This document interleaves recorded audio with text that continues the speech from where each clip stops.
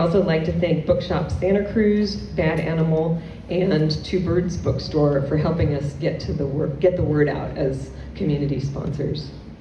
And I would like to thank all the writers of color for their hard work and dedication bringing our stories forward. The way that happens is in our monthly Zoom calls with each other, when we share news and uplift each other's events, when we write with each other during those Zoom calls, when we write with each other in other spaces, and then when we share work at events like these. And most importantly, I want to thank Vivian Vargas, where is she? Right back there. Vivian is, in case you don't know this, our unflappable leader and facilitator. She takes care of many details which make all of this work possible, all the work I'm talking about. She runs our webpage, she runs our meetings, she keeps us informed, she tries to keep us in line. She makes this whole event happen. We're here because of Vivian. So second applause for Vivian. And then before I introduce our first reader, a personal thanks to Victoria Bañales, who is the person who connected me to Writers of Color Santa Cruz County. And I know I'm not alone. I know she's connected a lot of us together, brought us into the fold. And then I remember this was 3 years ago, late 2021, when she probably told me about it in the summer, and I finally got connected at the end of 21, and so humbled to be part of this group. Because it's brought me so much. So let's now hear from our readers. Our first reader tonight is Adela Najarro. Sorry, and I have to get my eyes. Sorry, Adela's 5th poetry collection, Variations in Blue, is beautiful. It'll be out next spring. It was selected by the Letras Latinas Red Hen Collaborative and will be published in 2025. Adela Najarro.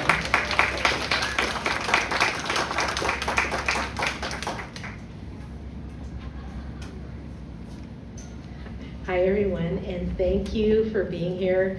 I'm going to read a little rather long poem. It's a brand new poem, so it's not in any collection, but I'm going to share it with you because I really like it. Song notes and Spanish vowels. My mother was a hairstylist who owned a bar. She served beer on tap to lonely men, sitting on bar stools in Torrance, California. The men had retired or gotten off work after wielding wrenches, pipes, and hammers.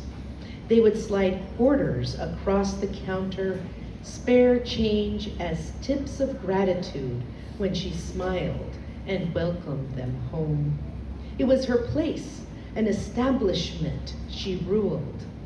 In this world, Juanita as goddess proclaimed the humanity of calloused hands, stained work uniforms. On the 4th of July, she served up hot dogs, potato chips, and waved tiny red, white, and blue flags. She never asked for more. We worked alongside, even though I was underage.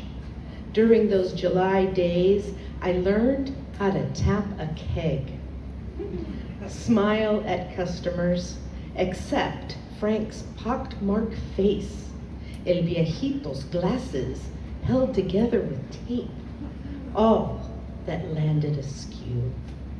It was best not to ask too many questions. Be kind, hold the glass aslant, and pour the next beer. Not everybody gets what's justly due.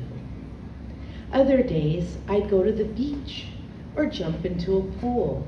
Sweet heat burned clean, tan summer skin and sweat, the sky luminous and full of possibility. It's that way here, further north, where it never gets very hot. Cool, temperate days, morning fog floats, spindly ghosts through redwood trees, the ocean cold and deep, seaweed forests sway to the beat of unseen currents. How can we know where we'll end up? I visited the cemetery one day. She's down there, hands folded round a rosary over her heart. She died in a little blue house, in a room freshly painted with new carpet. Dementia had opened doors so that she spoke once again to her dead sister, my tia Tere, and all the family ghosts who came to visit. When my tío Enrique would materialize, he'd down shots of whiskey in the living room before starting the carne asada on the barbecue. Often she worried that the children had not eaten enough tortillas con mantequilla, and that my tío Chico, stubborn, eccentric, and bald, was lost, wandering the serpentine streets of Managua. Mama, I had to correct your legacy of twisted bone. I sit here with a cast on my foot. The pain is bearable, a slow buzz that starts at the toe and moves up to sizzle. I can tolerate all that comes my way because you were always there inside the house or condo or apartment, wherever we lived. There was a pool, deep water, where I could float and look up at sky. Wisp of cloud on a July day, the same as when you were a little girl on a farm in a country down past southern borders. The sky scatters song notes and Spanish vowels from you to me, all open and clear, from mother to daughter. So much I cannot say. Thank you.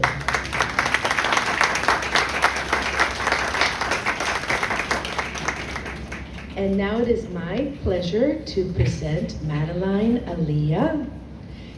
Is a proud 19-year-old trans femme on a journey expressing the minority experience through her writing and voice.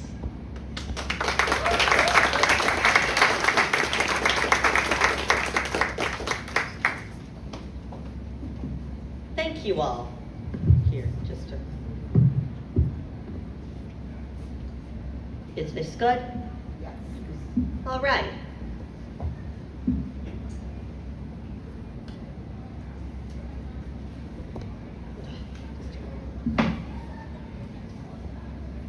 This poem is one of my favorites from my book. This is My Body, Poems by a Teen Trans Femme. I wrote this poem about all the crimes people in power are afraid of queer people committing. When heterosexual people commit them more, it's almost like these people are more scared of not having a reason to be scared. So what do? They play the pronoun game. The pronoun game. She, her, hers are dangerous pronouns to choose because choosing them makes you dangerous. She can walk into a woman's bathroom and be surrounded by people with uteruses.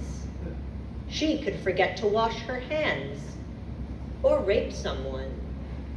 He, him, his are dangerous pronouns to choose because choosing them makes you dangerous. He can walk into a school and be seen by a curious child. He could use the wrong water fountain or shoot someone. They, them, theirs are dangerous pronouns to choose because choosing them makes you dangerous. They can use the grammar wrong and claim that it's their right. They could hold a rainbow rally or start a riot. I, me, mine are dangerous pronouns to choose because choosing me makes me dangerous. I can see through the lie of freedom being not worth the risk. I could choose to be free anyways, or kill myself.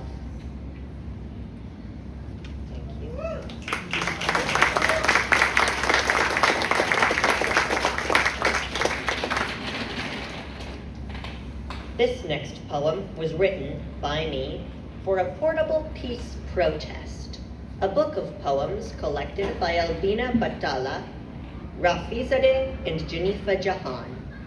It is written from the perspective of Al-Mutanabi Street, the famous hub of bookstores in Iraq hit by a car bomb in 2007.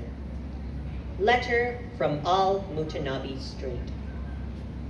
My fathers, mothers, wives, aunts, uncles, cousins, friends, and visitors from some other strip of asphalt dressed me in the finest parchment once, bejeweled me with jade words, emerald syllables, and ruby scriptures. Thank you for dressing me again when my skin was stripped and blistered and your children were smeared across my body. I hope you know I wish it wasn't me. Thank you.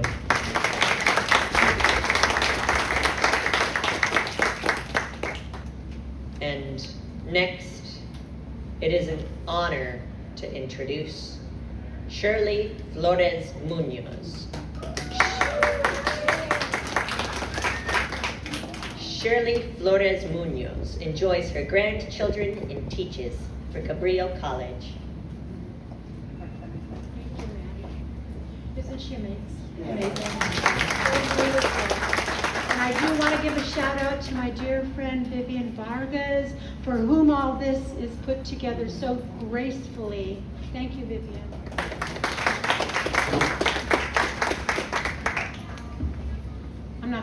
I'm not gonna spend a lot of time talking about myself because they're clocking me. Okay, here we go. I remember summer, green grass, the flowers were wild, mud pies from bottle caps decorated with stolen flowers from mother's garden. Running barefoot in the backyard, bees waited, screaming summer agony. But the grass was cool, green, free, and inviting. No school, no teachers, no school chums, only two younger brothers ready to do whatever I said. If we played school, I was teacher. If we played library, I was librarian. If we played club, I was president. And when we played cops and robbers, I was sheriff, with bottle caps nailed to homemade wooden walkie-talkies. I would pursue the brother crooks on my bike, issuing tickets for speeding, driving on the wrong side of the road, expired driver's license. We made it all up. No Legos, no board games, no art supplies, no TV. There was so little to play with that we never got bored. We created everything from leftovers, scraps and throwaways, discarded letters, plastic lids, wood chips, bottles and caps. Make-believe musical instruments were made from small scraps of lumber. The songs came from deep within our memories, and songs with the greatest of gusto. The only instrument was our vocal cords, the sounds of police sirens, bells and alarms, police pistols, jungle animals, noises, and ambulance alerts came from within. Old discarded clothing, shoes, and hats became costumes for our one-act plays. Mother kept us in the backyard all day. No stomped muddy feet through her pristine, clean house. She was a true woman of the 1950s, a housewife, that is. She was married to her house. She saw us as muddy footprints on her clean floor and sticky fingerprints on her white walls. She locked the back door and watched over us through the screen. Luckily, we had a nice porcelain water fountain in the backyard, and we never were thirsty enough to beg entrance to her Taj Mahal of cleanliness. Large fruit trees became our hiding places and castles, offering a shade spot to cool off. Under walnut, plum, peach trees, we found rest spots for storytelling. There we would stay all summer long. Each day followed the other with only our imaginations to guide our play and adventures, our joy, our camaraderie, our sense of sprouting from the same branch. We belonged to one another, no one to steal us away. No friends my own age. I was left to make these two younger brothers my playmates. I was a girl, yet they were forced to look up to me as the resourceful older sister. Summer days would pass, the 4th of July parade and barbecue, 2 birthday party celebrations with family and cake, then whispers of school clothes, and finally arrive back to school with friends our own age. Not to need one another again until the following summer. Now we are old. We get grayer each summer, which passes too quickly. Our own grandchildren have cell phones and know nothing of running barefoot through cool green grass, mud pies, and homemade walkie-talkies. They don't recognize the stories that reside within the souls of their grandparents. But when I look deep into my brother's eyes, I see summer still. Thank you. Thank you. Now I'll introduce Bob Gomez.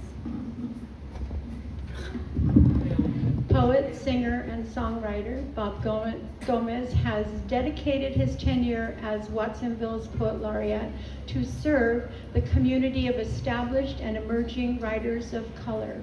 Welcome, Bob. Thank you so much.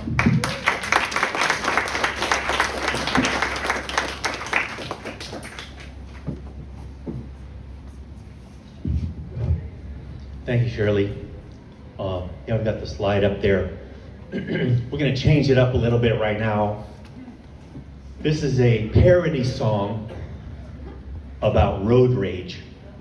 So if you've ever been out on the road, anybody ever giving you the finger out there on the highway, or passed you on the right, or flashed their headlights at you when they're right behind you, or yelled at you, or called you names?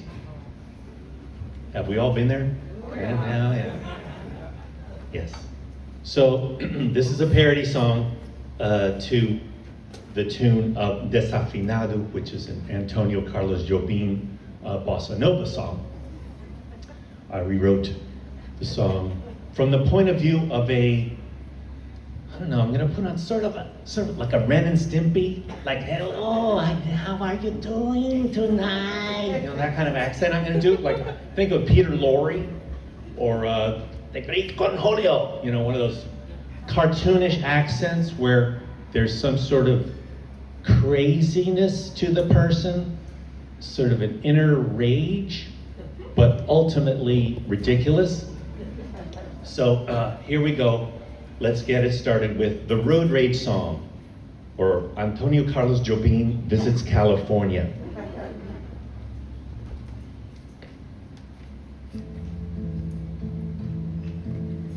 Looking in my rear view mirror, I see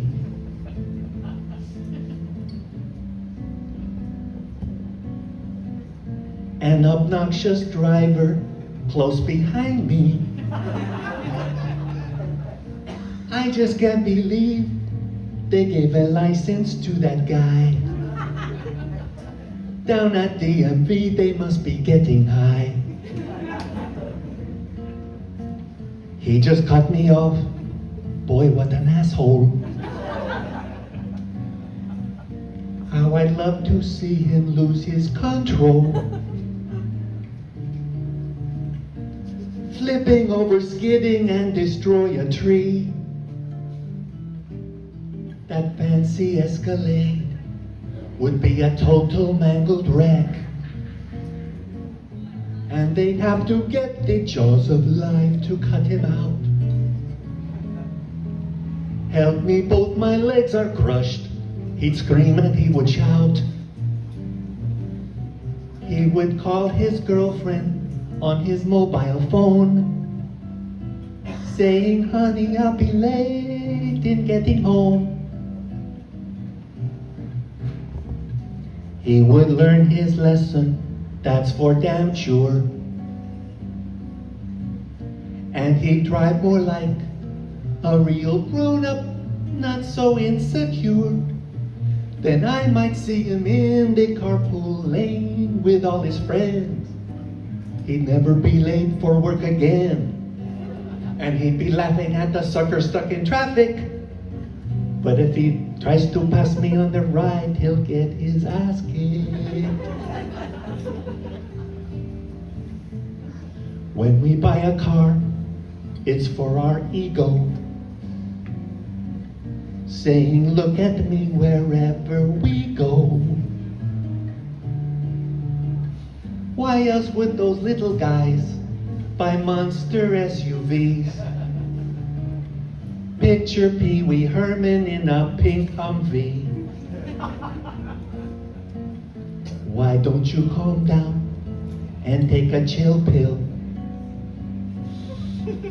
On the freeways, no place to show ill will.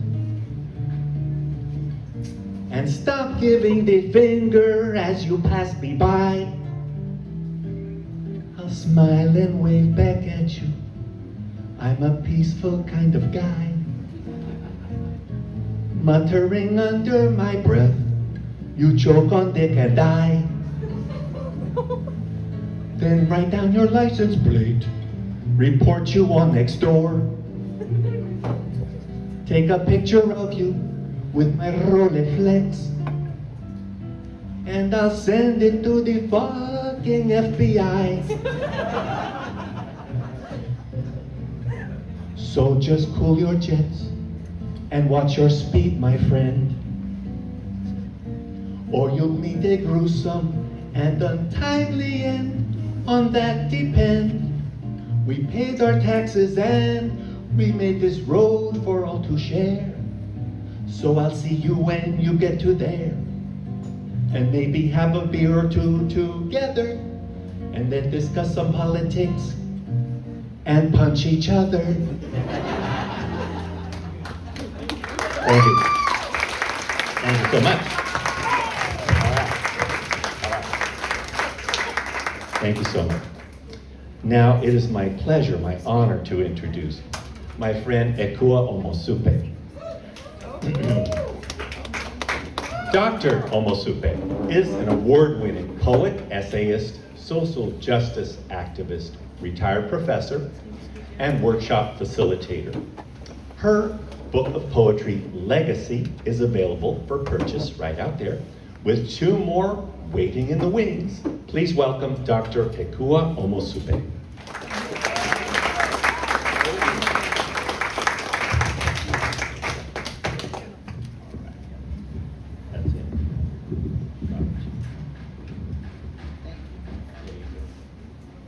Hello, everyone.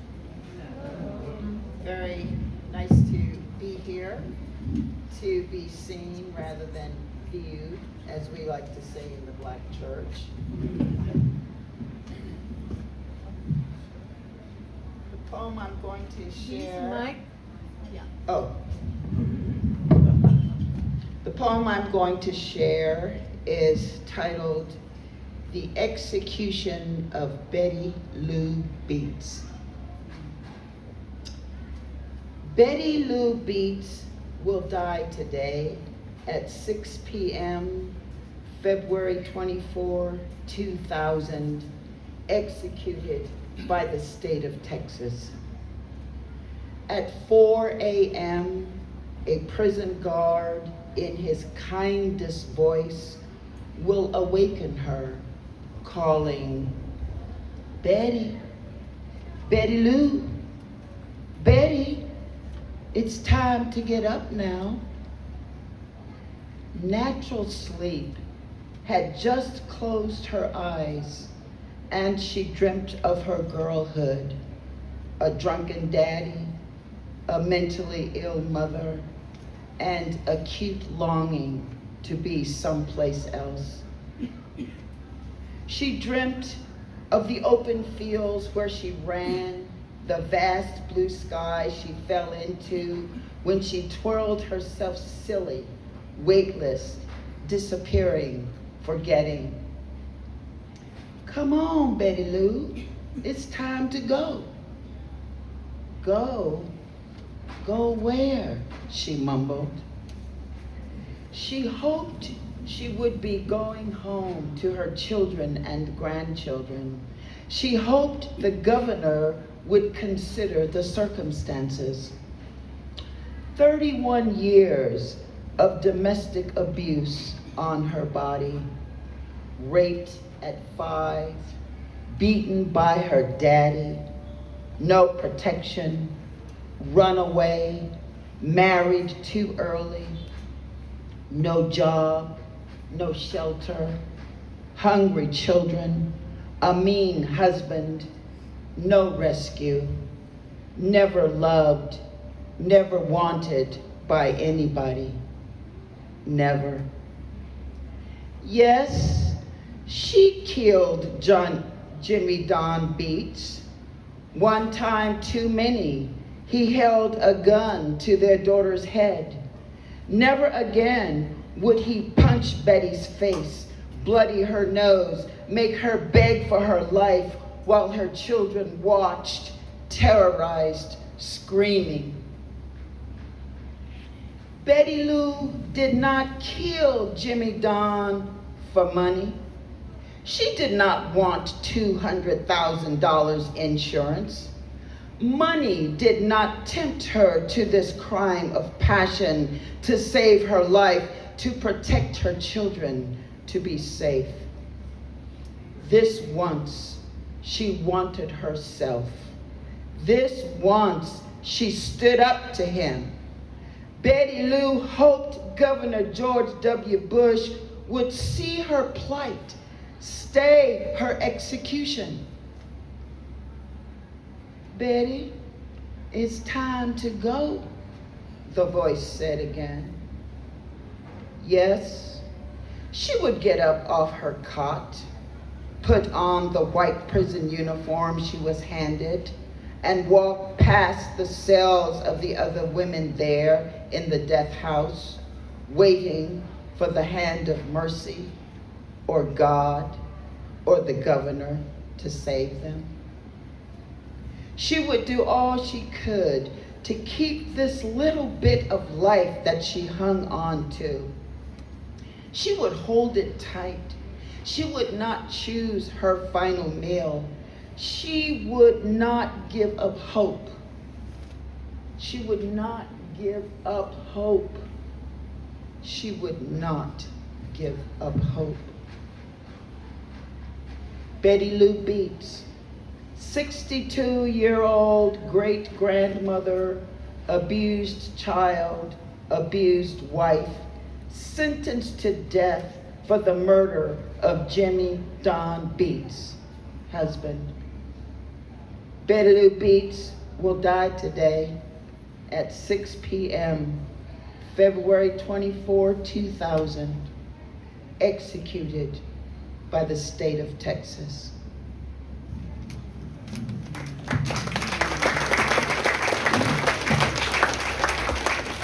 Thank you so much. I have the pleasure of introducing Elbina Batala Rafizadeh. Did I say it right? Okay, I like to say it right.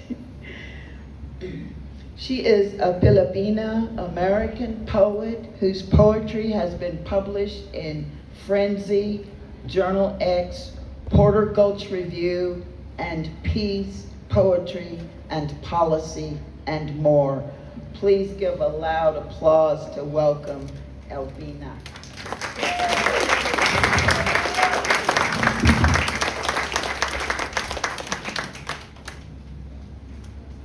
Thank you, Ekua. Oops. I knew this was going to happen. Good catch. Gosh. This work. Okay. I'm a little short, so I don't know if you're going to be able to hear me. Just pull it down.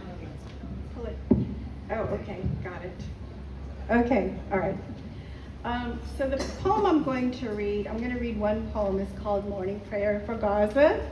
And it's in both this book that's coming out, Keepers of the Malakang Rice Terrace, that I have to credit to Bob Gomez, who helped me find the title of this from last year, and A Portable Peace Protest that I co-edited with Janifa Jahan.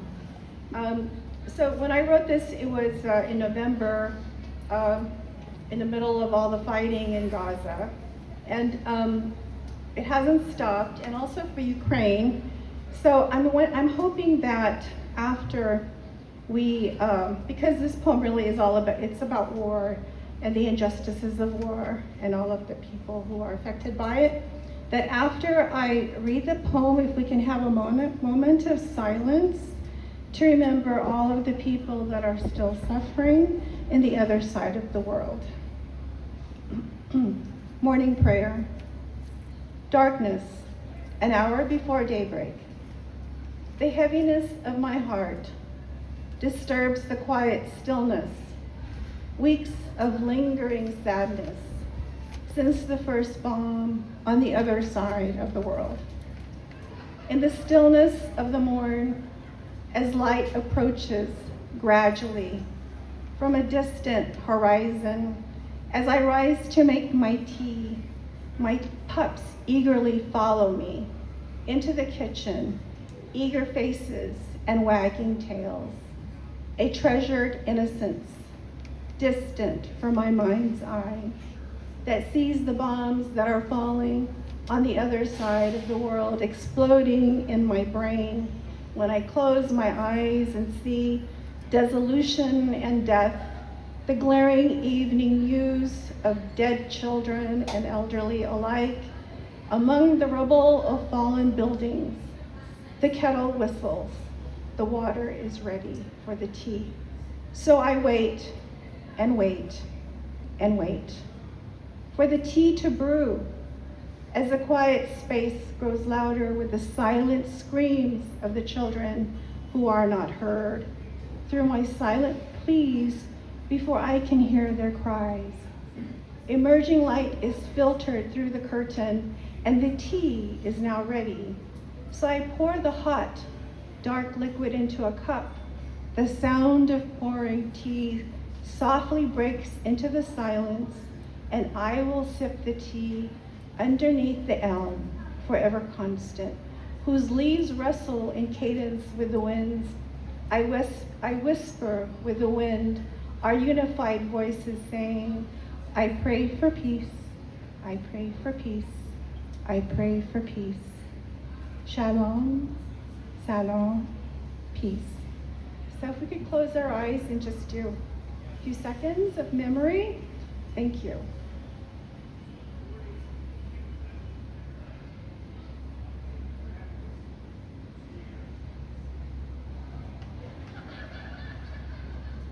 Thank you.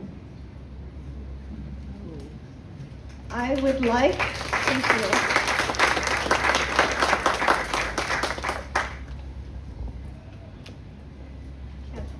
I would now like to introduce Victoria Bañales, is the founder of Journal X, a social justice literary magazine. She holds a PhD in literature and feminist studies from UC Santa Cruz. Let's welcome Vicki.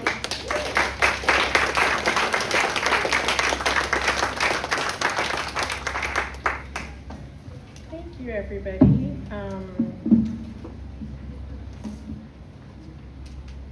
This is a copy of our journal. It's called Journal X, which stands for She Naturally Journal. You can get a free copy. There's some out in the atrium. Okay, it's from Cabrillo College. Includes a lot of the folks in the room. This piece is called Prayer for Yemanja. I have this painting in my bedroom. It's a piece by Nelson Boeira Fadich from Brazil. And this poem is dedicated to all of the immigrants, especially our undocumented immigrants. I lost the house keys in the bathroom. The news was so unsettling.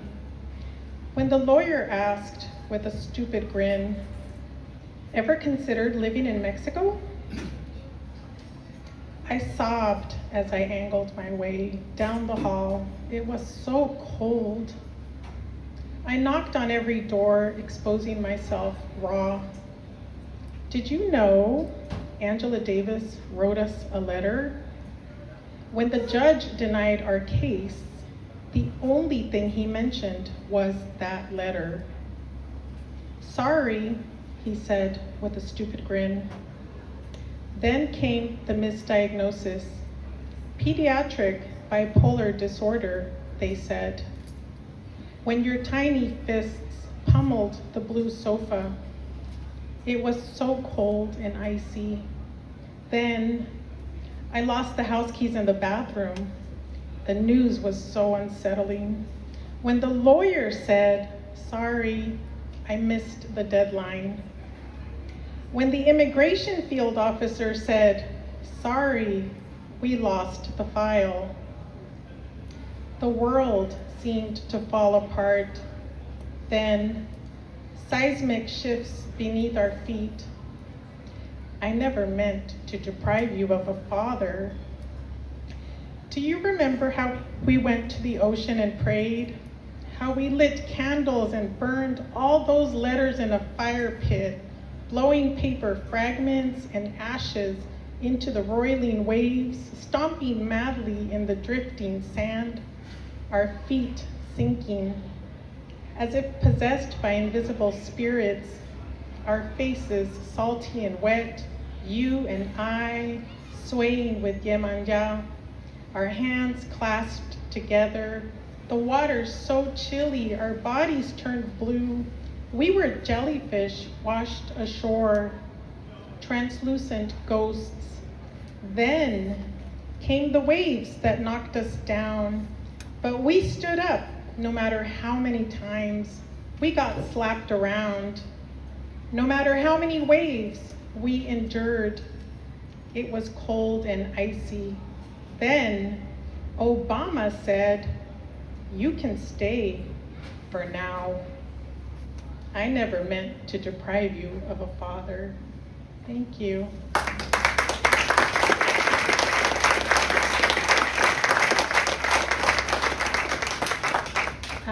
I believe we're taking a break. This is intermission, and then we'll come back. Parna, 15 minutes. So go out and get your copy of Journal X.